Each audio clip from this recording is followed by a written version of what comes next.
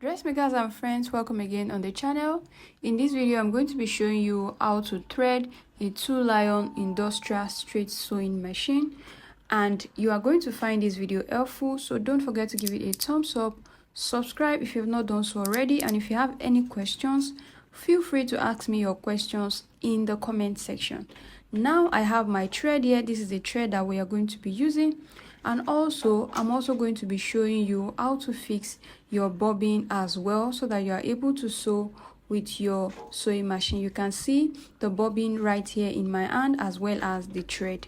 Now, how do we start threading? The first thing is for us to drop our thread right here in this holder.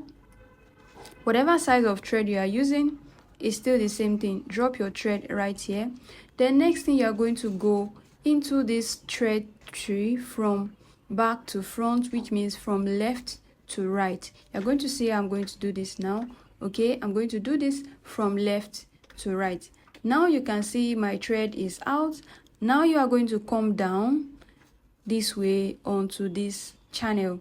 All right, so now you go in from right to left just as seen, and then you can go in from left to right just as seen, or you go in from right to left just like this.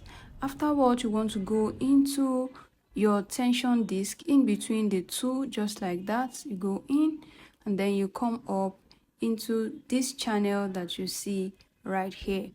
So it just clicks inside of that channel, and then you want to pass through this channel with your thread, which this is going to be controlled by this wheel.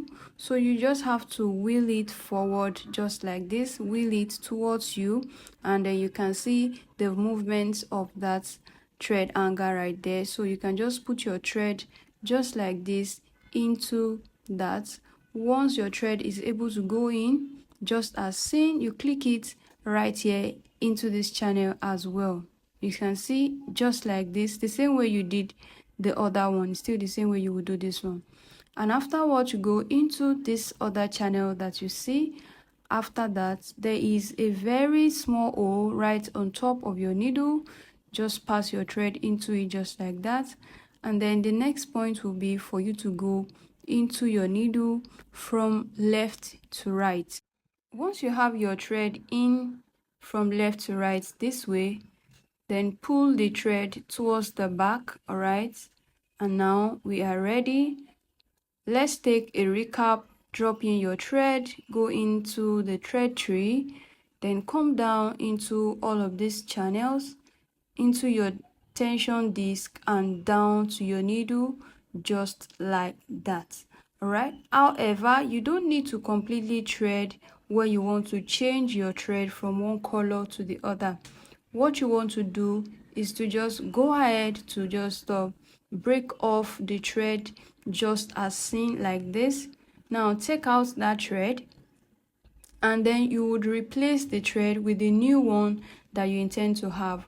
Make a tie just like this, make a knot, cut off the excess thread right there with your scissors just as seen. It's just this simple. And once this is done, you can now pull the thread forward until you see the color that you want to have. You can see the way I'm pulling the thread. I just ease the disc tension a little bit so that the thread can easily pass through. So you can see the movement of the thread just as I am pulling it. You can see that the new color, which is the navy blue, keeps coming out, and it goes through all of the channel without any hassle, just like that. So once you get down here, this may not be able to pass through the needle eye. Okay, so at this point now, you just simply need to cut that part with your scissors, and then you go into the needle eye just like this. And that's how to simply change your thread without having to thread your needle all over again all through the channels. Next, I'm going to show us how to fix the bobbin into the bobbin case. If you have not subscribed to this channel yet, please do so. Now is a good time to give the video a thumbs up. Now take a look at how I am putting the bobbin into the bobbin holder. I pass through that eye and I bring up my thread just as seen. just like that. I'm going to do that again for us to see. So put your bobbin into the bobbin case and then move your thread into that eye, and just like that, let your thread be in the direction of your bobbin when you pull it. All right, now go in to the lower compartment of your sewing machine, just like this. Open this channel that you see me opening, and then you are going to push this in. You don't have to use any force. Once it goes in, you are going to hear a click, just like that. You don't have to use any type of force in this point. If it doesn't click, you just have to keep trying until it clicks. Once you are done, you are going to cover up this compartment, and once that compartment is covered up, you are going to take a complete stitch when your needle goes in and out and in and out. Now you are going to wheel this towards you.